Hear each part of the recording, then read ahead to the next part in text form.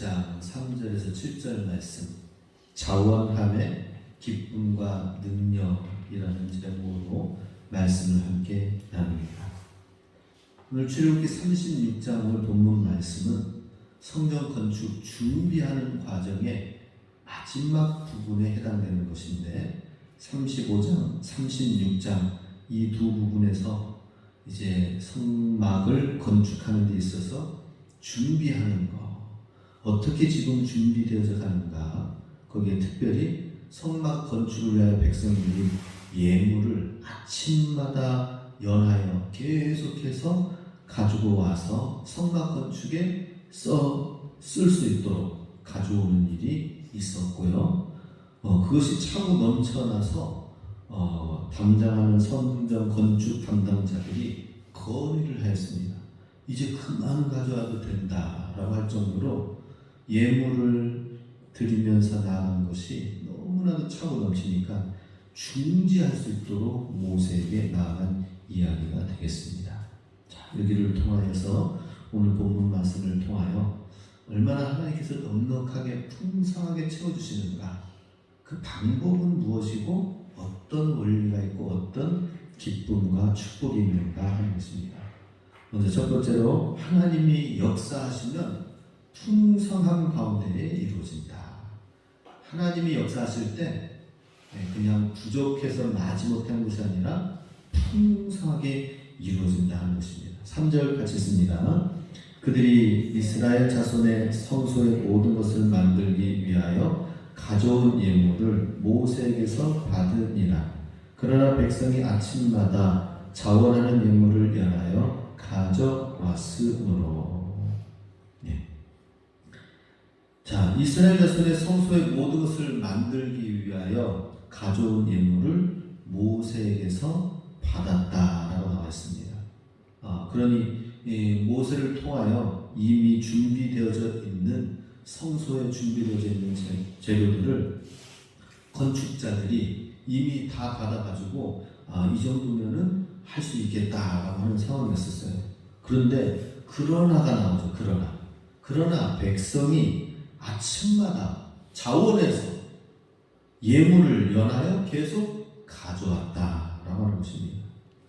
성소의 모든 것을 만들기 위하여 이미 모세를 통하여서 건축자들에게 그것이 전달되어졌는데, 그럼에도 불구하고 하나님의 성막이 만들어지는 것에 관심이 있었던 거예요. 그리고 우리도 함께 동참하길 원한다.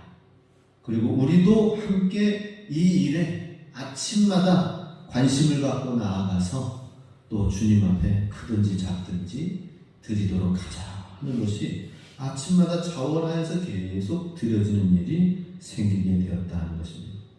이것은 그냥 되어질 수 있는 것이 아니라 하나님이 역사하시기 때문에 그 이스라엘 백성들이 마음 가운데 감동이 되어져서, 감격이 되어져서 그렇게 되어졌다는 것입니다. 억지로 되어질 수 있는 부분이 아니죠. 하나님이 역사하셔야만이 된다라고 하는 것입니다.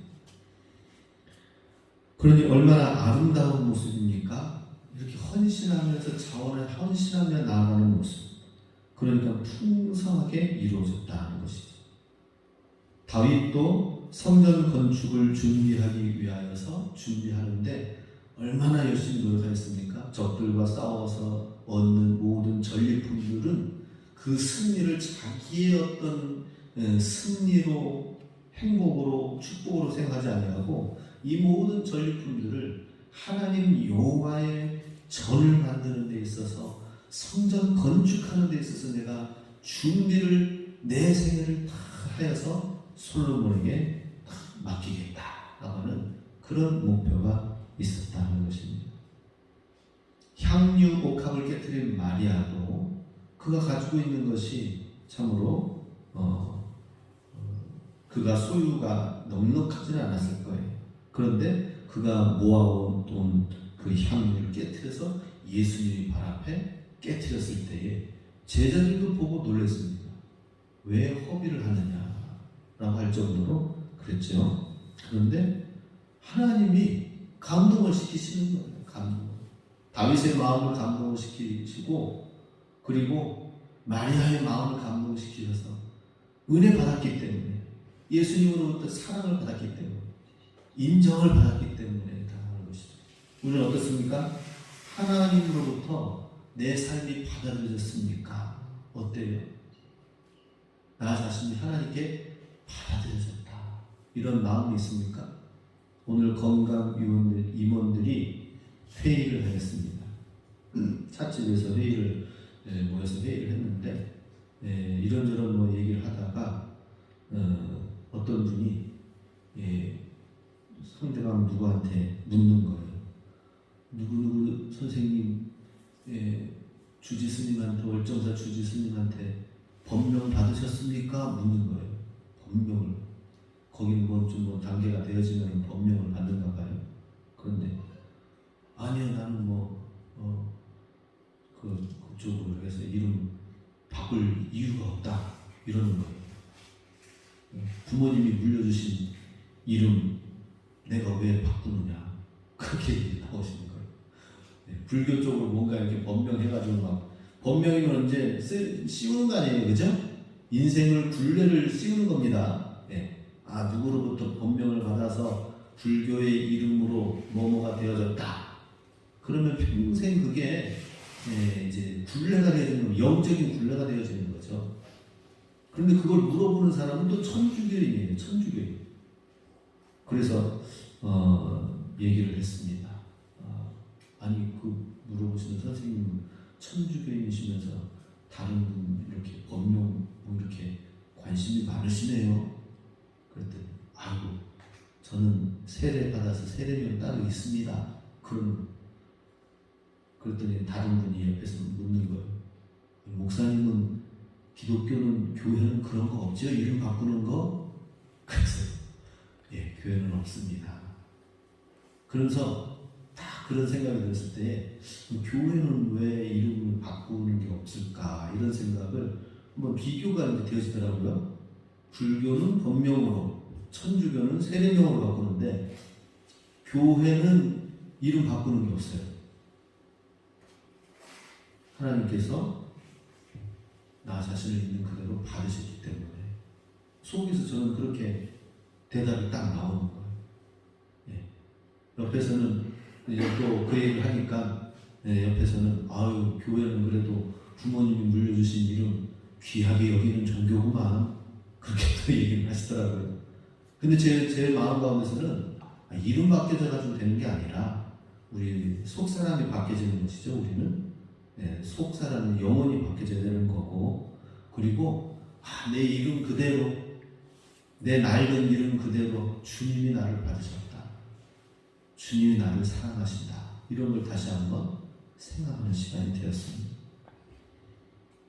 그래서 우리는 하나님 앞에 하나님이 나의 인생을 받으셨다, 이 생각을 갖는다면은 우리 정말 주님 앞에 우리 삶을 기쁨으로 내어드리는 헌신을 하게 된다는 것입니다. 그럴 때 그런 그곳에, 하나님의 은혜가 있는 그곳에 하나님의 풍성하게 역사되어지는 넘치는 은혜가 있게 된다라고 하는 것입니다. 교회는 바로 그런 곳이에요. 하나님의 은혜가 있음으로 인해서 넘쳐나는 것, 하나님의 역사하신, 하나님의 감동케 하심으로 인하여서 넘쳐나는 것이 된다는 것입니다. 은혜 받으시기 바랍니다.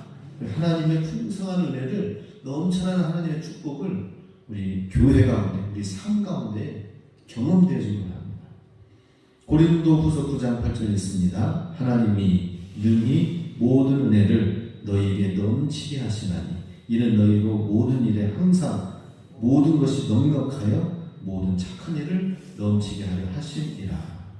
하나님께서 우리를 모든 은혜를 너희에게 넘치게 하셔서 너희가 하는 모든 착한 일을 또한 넘치게 하기를 원하신다라고 하십니다. 하나님께서 원하시는 건 뭐예요? 우리 가운데 은혜가 넘쳐나게 되기를 원하셔요. 그래서 은혜가 넘쳐나서 모든 착한 일들, 주님의 선한 일들을 넉넉히 하기를 원하신다 하는 것입니다. 할렐루야. 이게 진짜 축복의 삶이에요. 축복의 삶. 하나님의 은혜 받고, 은혜 받은 그 10년간 예수 그리스도의 사랑으로 말미암아 넘쳐나는 선을 하면서 나가는 삶, 우리 삶, 인색함으로가 아니라 마지못해가 아니라는 것이죠. 에베소서 3장 20절에 있습니다. 우리 가운데서 역사하시는 능력대로 우리의 온갖 구하는 것이나 생각하는 것에 더 넘치도록 능히 하실 이에게. 하나님이 역사하시기 원하십니다. 우리가 기도하고 간구하는 자에게 하나님은 넘치도록 역사하시는 분이시다 하는 것이죠. 빌립보서 4장 19절 말씀 같이 씁니다. 나의 하나님이 그리스도 예수 안에서 영광 가운데 그 풍성한 대로 너희 모든 쓸 것을 채우시리라. 예, 하나님께서는 모든 풍성한 것을 너희 풍성한 것으로 너희 모든 쓸 것에 채워주시겠다라고 말씀을 하십니다. 이 말씀은 전에 우리 임직식 2년 이제 벌써 됐나요? 예, 임직식 날 6월 달에 재작년 6월 달에 임직식을 하면서 봉헌식을 했거든요. 근데 봉헌식 하면서 마지막 달 이제 우리 대출을 이제 4천만 원의 대출을 하면서 나머지 뭐 채워주신 하나님의 은혜 가운데 1억 2천에서 1억 5천에 해당되는 이 건물 건축을 우리가 감당을 했잖아요. 그죠? 그래서 딱 마지막 끝나는 달에 하나님이 그걸 이제 채워주시는 은혜와 더불어서 임직식을 해야 되는데 임직식도 그냥 되어지는 게 아니더라고요. 여러 가지 그냥 많은 것들이 필요한데 그런 것들을 이제 해서 이제 우리 지영 목사님이랑 이렇게 교제하다 보니까 이 말씀을 딱 보내오시더라고요. 하나님께서 풍성한 대로 모든 필요한 것을 채워 주실 것이다 라는 말씀. 그래서 저는 이 말씀 그냥 하나 붙들고 우리가 기도하면 하나님이 채워주신다 이 말씀을 가지고 있는데 진짜 우리 채우고도 넘쳐나는 은혜가 그 임직식 때 봉헌식 때 있었던 것입니다. 그래서 부족함 없이 오히려 더 저기 철물점에 있는 외상되어 있는 것까지 다 갖고 해가지고 하나도 없이. 근데 그렇게 딱 지나고 나서 IMF가 왔잖아요. IMF가 아니라 코로나가 왔잖아요. 그죠? 코로나가 오면서 막 교회마다 대출이 있는 교회, 상가에 월세 내는 교회들이 너무나도 힘들면서 막 어려운 시간들이 막 있었는데 우리는 다 이제 채워진 가운데에서 이 코로나의 2년의 시간을 은혜 가운데 보낸 것을 보게 됩니다. 하나님께 감사하시기 바랍니다. 하나님이 채워주시는 거예요. 하나님이 모든 필요한 것을 채워주시는데 하나님이 역사하시며 중요한 것은 우리가 하나님의 은혜로 충만하게 될 줄로 믿습니다. 그렇게 될 때에 4절 보면은 성소의 모든 일을 하는 지혜로운 자들이 각기 하는 일을 중지하고 와서 지금 성소 만드는 일에 있어서 갑자기 그동안에 없었던 중지하는 사태가 벌어지는 거예요. 건축 잠깐 멈추고 지금 다 모여야 되겠다라고 하는 거예요. 왜요? 문제가 생겨서? 그게 아니라 중지해서 한 이유가 뭡니까? 5절 같이 있습니다. 모세에게 말하여 이르되 백성이 너무 많이 가져오므로 여호와께서 명령하신 일에 쓰기에 남음이 있나이다 라고 얘기하는 거예요.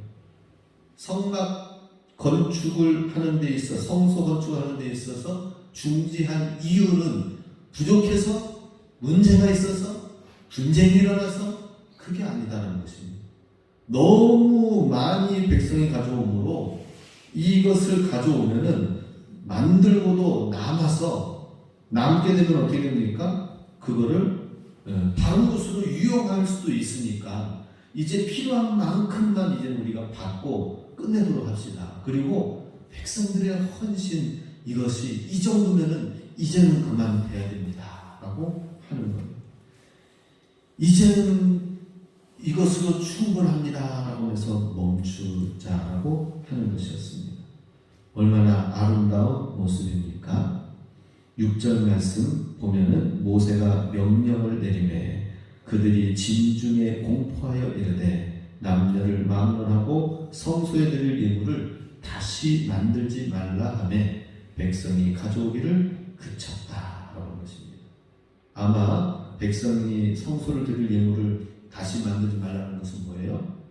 자기가 가지고 있는 것 중에서 금과 은, 녹이는 이런 것들을 하는데 떼어내고 뭐하고 해서 다른 뭐 구성물 같은 거 붙어져 있는 것들 그런 거 있으면은 다 분리시키고 뭐 하려고 작업하는 거 더 이상 그렇게 만들어 가지고 오는 일들은 하지 말고 그치도록 하라라고 하는 것이었습니다. 넘치도록 하나님이 부어주셔서 이제는 충분합니다라고 하는 그런 아름다운 모습이었고, 건축하는 사람들은 그것으로 인해서 이제 넘쳐나니까 그냥 자기 주머니 다 집어넣은 게 아니라 이제 그만하면 됩니다 하면서 정말 정직하게 건축에 임하는 그 건축의 모든 사람들인 것을 보게 됩니다. 참으로 하나님의 은혜가 있는 그곳에, 하나님이 역사하시는 그곳에 풍성하게 이루어지는 것을 보게 됩니다.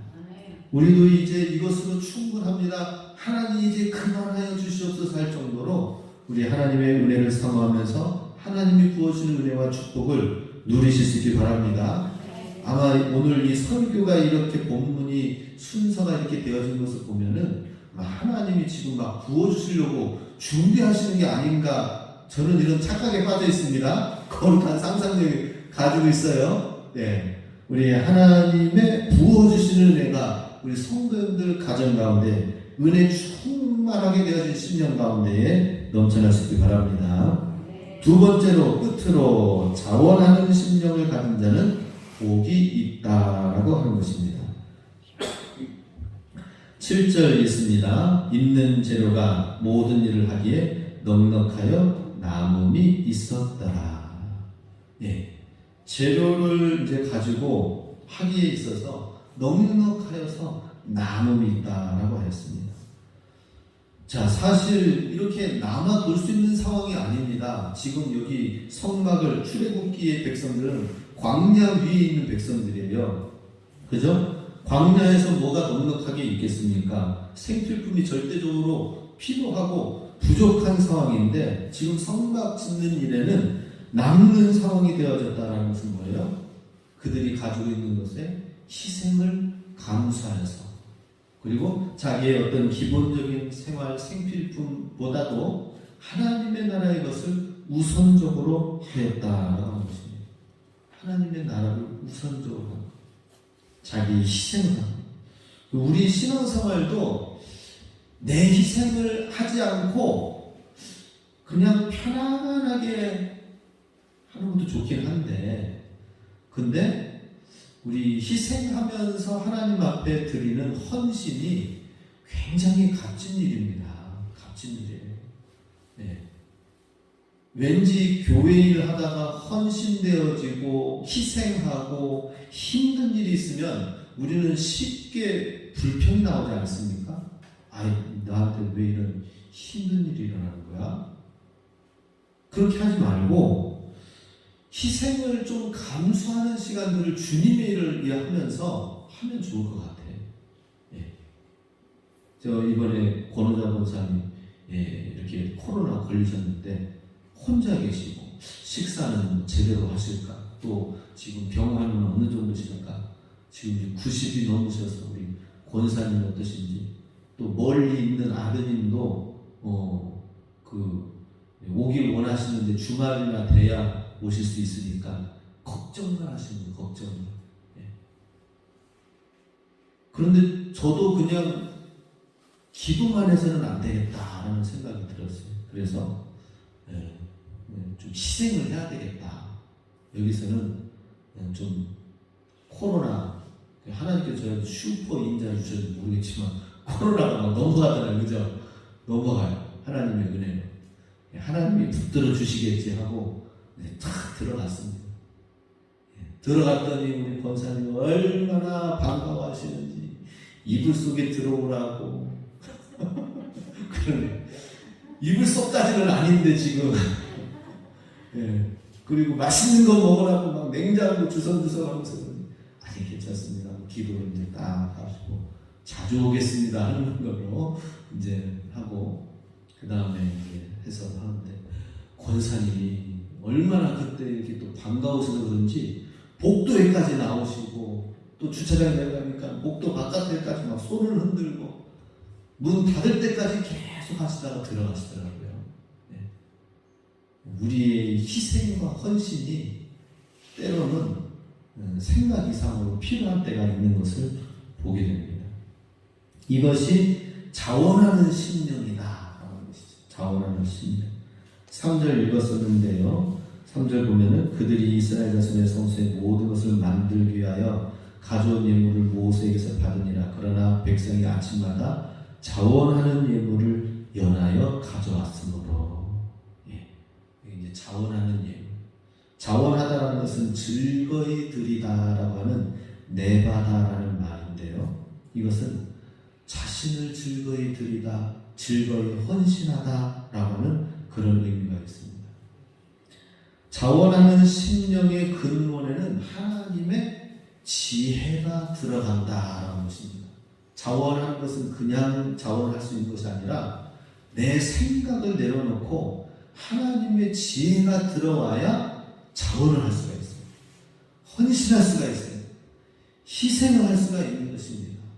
하나님의 지혜가 들어와요. 하나님의 생각이 들어오고 하나님의 말씀이 들어와야 희생할 수가 있고 자원을 할 수가 있는 거예요. 그러게 되면은 우리 인간의 사람의 생각 수준이 아니라 신적인 감성으로 하나님의 영역에서 그 일을 감당하게 하나님이 하신다는 것입니다.